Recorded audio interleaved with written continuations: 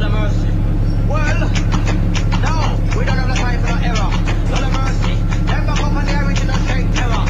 Alongside the social art crew. Big things.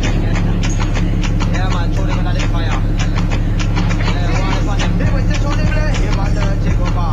You want Mr. Bush, him a dirty go far. The National Front, them a dirty go far. Throw them in the fire. From Kandahar to Ramallah, we come star. Peace to Hamas and the Hezbollah. OBL will be like a shining star. Like the way we destroyed their crew tower. Ha ha.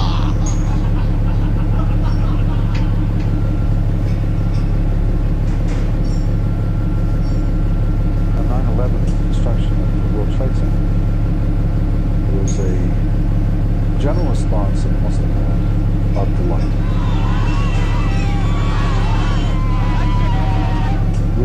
With the Palestinians perhaps the most extravagant.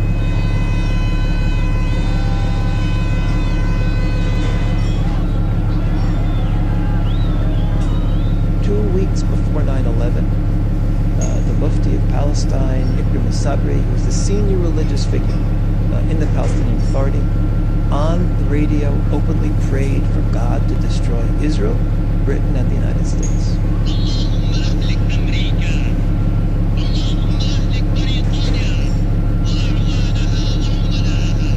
When you hear the same message over and over and over again,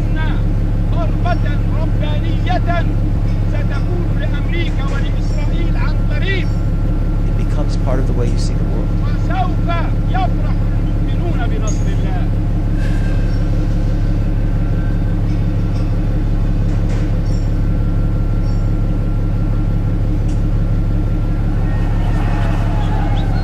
In Pakistan, ordinary citizens are whipped up into a frenzy at the very sight of a burning American effigy.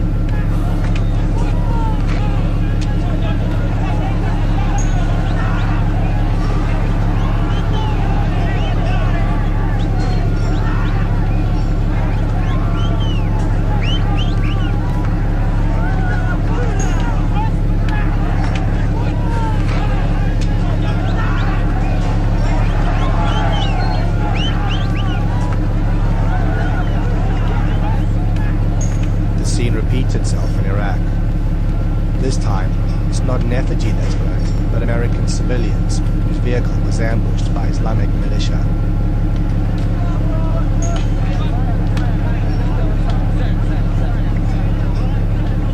Iraqi civilians cheer as they throw rocks at the dead Americans in and around the blazing vehicle.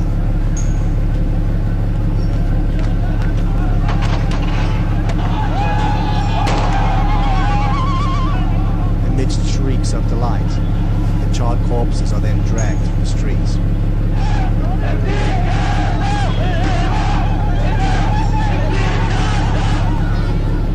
A similar phenomenon occurred in the Sunni Muslim country of Somalia with the infamous Black Hawk Down incident. After U.S. military helicopters were shot down, the bodies of American soldiers were stepped on, after which time they were dragged through the streets.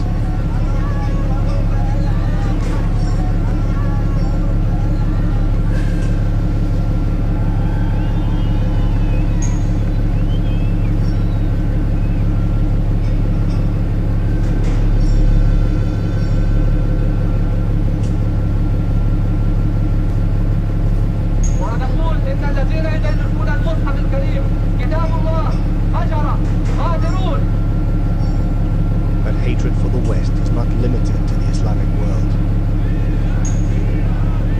Radical Islam has for years been spreading its ideology in the West. This jihad rally is taking place on the streets of London. The infiltration of radical Islam is so deep, it's shocking.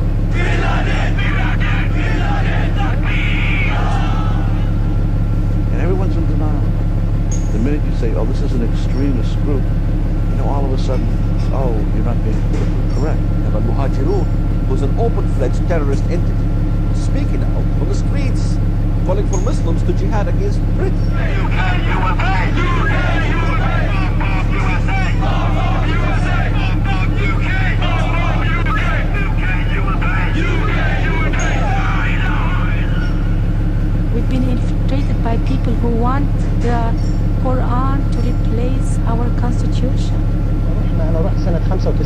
قريت خطب بتقول ان هم منطلقين للبيت الابيض خلاص من المساجد، من بعض المساجد.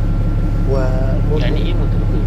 يعني كان واحد بيقول في خطبته ان احنا ذاهبون دلوقتي الى البيت الابيض علشان ان شاء الله ينتصر الاسلام ويتحول البيت الابيض الى البيت المسلم.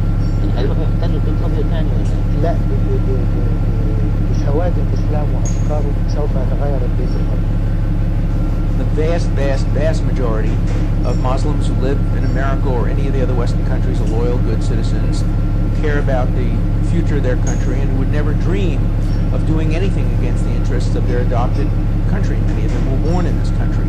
So the one thing we can't do is stereotype, generalize. What we can do is be worried that there are those from within our own country that have been taught by extremists in extremist mosques and by extremist tapes that you can easily get today to hate the country you live in and to support only the most extreme elements of radical Islam dedicated to the destruction of Western values. That is a serious problem. Hamas has the largest infrastructure of all terrorist organizations on American soil today. They are not trying to be part of the American way of life. They are not trying to be part of our culture. They are here with an agenda to make Islam the law of the land. Just to show where our loyalty belongs to. You see this flag here? It's going to go on the floor. And to us, our loyalty does not belong to this flag. Our loyalty belongs to Allah subhanahu wa ta'ala. Takbir. Allahu Akbar. Allahu Akbar. It's not illegal, nor should it be illegal to say that to America. It's protected speech. And in fact, Islamic groups understand that it is protected speech. Don't be afraid to speak out against injustice in this country. One of the loopholes of this government is they allow the freedom of expression. But it doesn't immunize those groups from being accountable for the radical views that they espouse. Of course, not all Muslims are like that. But we've been infiltrated with this kind of agenda. And America has to wake up because we are strangling ourselves with our political correctness. There is tremendous deception in terms of saying one thing publicly and another thing privately. Yasser Arafat obviously was the master of this dual agenda in terms of openly supporting pluralism, nonviolence, or condemning terrorism. I condemn completely these terrorist activities. And then secretly, behind closed doors, supporting it. Sometimes you would find a Muslim who appears to be moderate. We were the first, as you may remember, post-September the 11th, who said that the actions of flying planes full of innocent civilians into buildings is not legitimate. But in his deeds, he's not as moderate as he is. We are here to talk about the Magnificent 19. Those who 2 years ago today split the world into two camps, into the camp of Islam